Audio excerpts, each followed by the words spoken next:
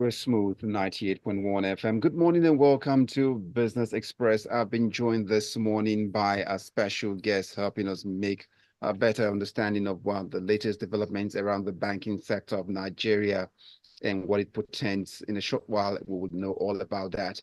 But we also invite you to, let's get to know what you think about our discussion this morning. If you send us a WhatsApp message onto 0809 444 0981 will be where we hope to read all of that. But you can also raise down to YouTube because we're streaming live also. You can get to catch the discussion and also go back on this conversation when you choose to do that later. But let's get into it and make welcome our special guest this morning as he joins us virtually. Samson Owolabi, Associate Research and Portfolio Management, Zedcrest Wealth. Good morning to you, Samson. Good morning. Thanks for having me. All right, let's get into this. Nigeria's bank recapitalization exercise is what the discussion is all about, and picking it up from this day newspaper article talking about the banking sector recapitalization exercise. But this is something people are worried about. They want to know if this would not send some panic to the banking sector and who would survive. But first, let's get some sense of what does it mean when we talk about recapitalization in the banking or probably in the financial sector. Okay, so thank you. Now, when we talk about recapitalization, just to break it down in a layman's term and in a simple way that anybody can understand, it's just about the an activity which involves banks increasing their capital base by raising additional funds or restructuring their existing capital. And when we talk about raising additional funds, it can be from new shares, it can be from selling of some of your assets, it can be even be from obtaining loans and just to like get fresh capital into their system. However, in this situation, the CBN has in the situation of this recapitalization that will be done by those banks in Nigeria, according to the CBN directive.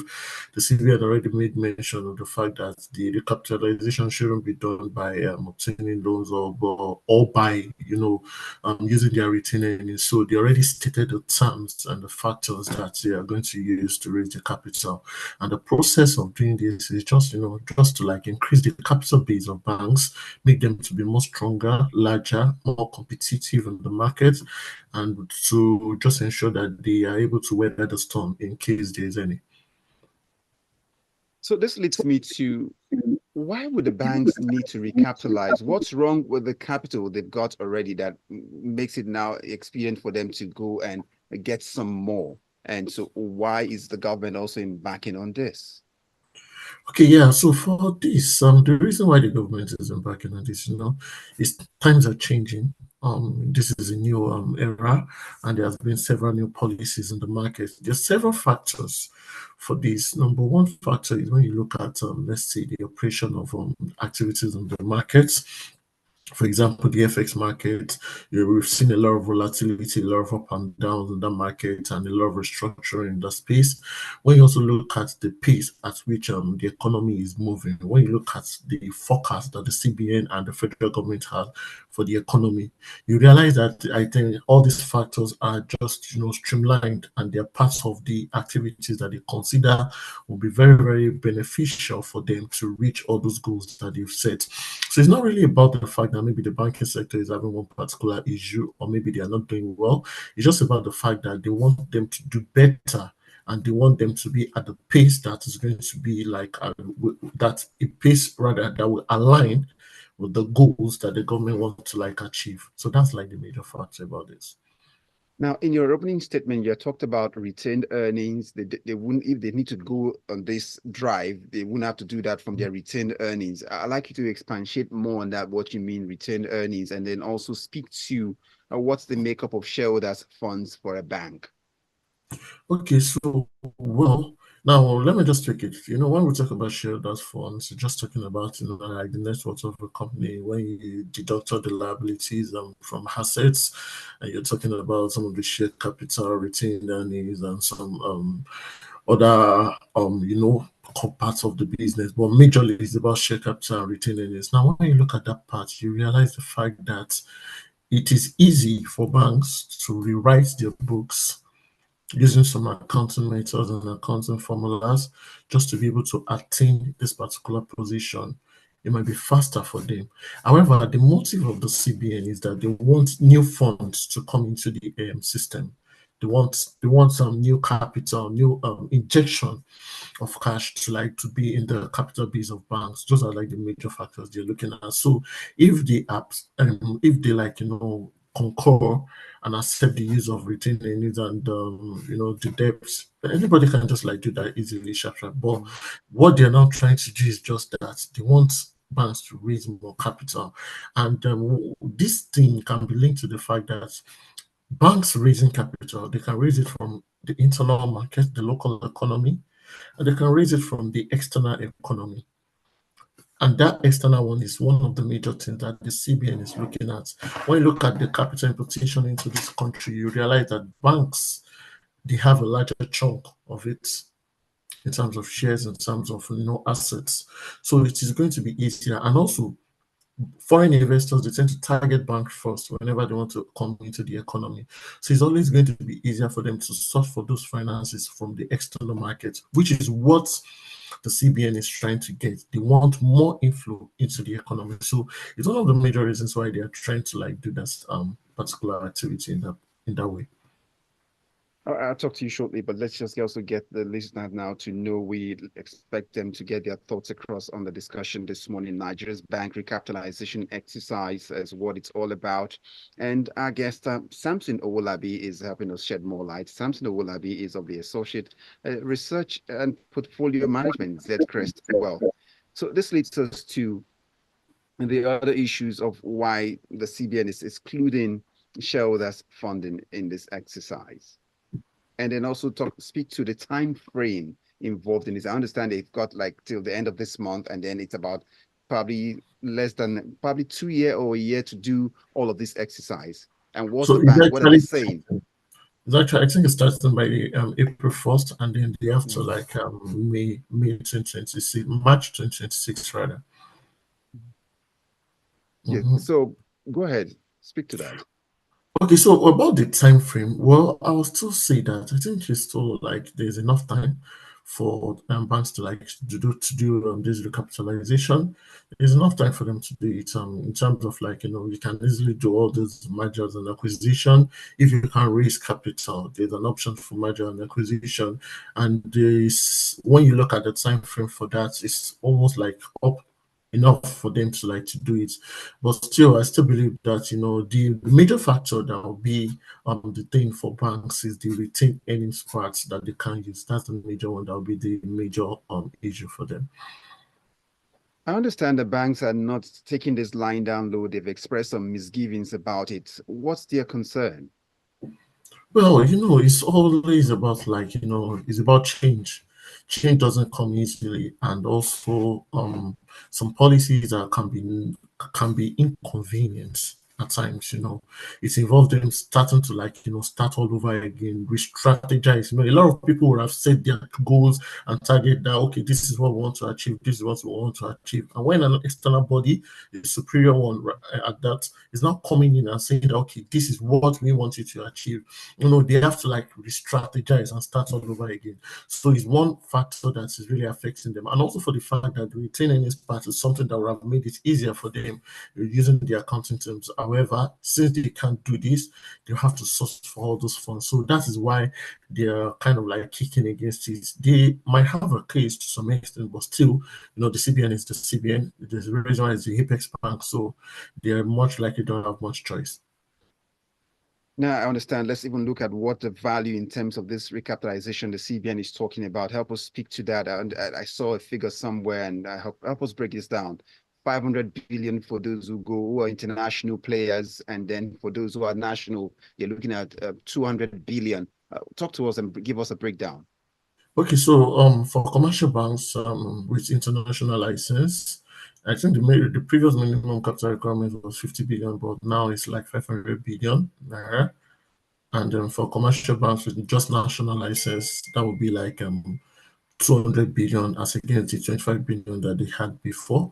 Now, for commercial banks with regional license, that will require like 50 billion as against 10 billion previously, while merchant banks will require like 50 billion as against 15 billion before. Now, for non-interest banks with national license, they will require like 20 billion, and for non-interest banks with regional license, they will require like 10 billion. So that's just like the simple breakdown of these things. However, you realize that commercial banks with international license, they have like it's like 10 times of what their requirement before, and that is like the biggest part of it. And it's quite understandable, because when you look at the volatility of FX in the markets, when you look at what will possibly happen later on in the future, it's something that we just have to prepare for it right now before we have any particular banking crisis happen later on in the future. So it's quite understandable. For the number of banks we've got in Nigeria, looking at this and knowing how some of them are making international forays, do you see a problem to their activity as a result of this demand by the CBN? Oh, no, no, no, no. It's not going to be a problem. It's even going to be like a buffer for them, because the larger their capital base, the larger the kind of transactions that they will be able to do, the bigger the kind of like strings they will be able to pull, and it's going to lead to more efficiency in terms of like the transactions, the kind of let's say activities that they can partake in the market, and also to retreat. When you look at the Nigerian capital markets, I still think that we are still somehow limited in terms of the things that we're doing. There's still so much more that we can do. The Nigerian market is so small compared to the some major economies and markets. So I think it's still going to give us the advantage to be able to embark on those activities. Well, so in summary, it's looking more like what you say. It's the water is small, the fish feels very comfortable. Now you want to take it to bigger waters, and then it will look small in a way. So it needs to grow in that big water. That's what Yeah, it will look yeah, like. I like that analogy. All right. The final question in the tray for you is that all this talk about the bank getting to a 1 trillion economy by 2030. 2030 is more like some 6 years away if I'm looking at my calculation right now. So do you think Nigeria can realistically get to this 1 trillion US dollar mark? It's a big one, but I don't want to be pessimistic, but you still have to be as realistic as possible. At the pace we are going, we'll still have a long way to go. That's what I would say. We still have a long way to go. Is it possible? Well, it's possible, but it involves a lot of work. But the time frame, I think, is the time frame is still short, but it's possible, but it involves a lot, like a whole lot for us. But it's something that's maybe we can. We put our minds to it, well, we can, because we want to play big globally. So let's see, Wow. messages waiting for us already here. I've got Tayo's messages waiting. It says, it goes on, a lot of business professional and consultants are going to be enjoying from now till 2026. Is it possible for banks to band up and prevent their regulators like the insurance companies did some years back? Samson, that's from Tayo. Hmm. That's a good question. Well, at this pace now, I would say, is it possible? Well, it depends on the banking and the insurance sector. They have like different let's see, they have different regulations, although they might be similar. But I do not think that the banks can really do much about it right now. That's what I'll say. I can't really do much about it, because what they are asking them to do is not impossible. It's just going to take a lot, and it's just about strategizing. And when you look at the reasons for doing it, it's aligns. It's quite something that will even like bolster your confidence. Although when you still look at the banking sector in Nigeria compared to like Ghana now, like Ghana has a lot of banks there compared to even Nigeria, and but we have stronger, bigger ones. That's just it. And most of the banks in Ghana, they are even Nigerian banks. That's the Mm. funny thing about it. Yeah. So just back to the question before I deviate so much, it's not possible, but I don't really think that they can win that battle for now. I don't think they can. All right. Tayo, you've got your answer already. Let's go to Gilbert Musa from Festac, and he says, On bank recapitalization, let us ask ourselves the impact that previous recapitalization had on SMEs in Nigeria since 2005 till date. Was there a positive, significant impact? Samson Owolabi, over to you. Yeah, there's a positive impact and there's also a negative impact. For now, for SMEs, what I think is going to be the one is that we're going to see reduced competition to some extent. The reason why I say reduce competition is because there's going to be a lot of merger and acquisition. Check the stock markets now. You're going to see some buying interest in banking sectors because investors are already pricing in the mergers and acquisitions that will happen later on. So when we have more mergers and we have fewer number of banks, especially the tier one banks, it's going to make it harder a bit to compete on the market. So for SMEs, the cost of funding might go up, might be higher because you're dealing with banks with large capital base, and if you want to like source for fund, except the channel there's source of capital to another route. But for SMEs, it's going to be like there's going to be an increase in the cost of fund because that competition is not really there right now. So, well, it has one thing I'll just say about this question is that it has its positive parts, and it also has some parts that is quite negative. That's just one thing about it. All right, looks like a fine place for us to let this conversation rest. It's ongoing. We still got from now till 2026. You said a while ago, right? So Yes. we've got a long walk to recapitalization is what we can say for now. But let's say thank you to Samson Owolabi, Associate Research and Portfolio Management, Zedcrest Wealth. Thank you for your time. Have yourself a productive Tuesday. Yeah, thank you for having me. Have a nice weekend. And to Week. everyone who sent in a message and listened, we say thank you so much. We're Smooth 98.1 FM. My name is Omatseye Atsenuwa.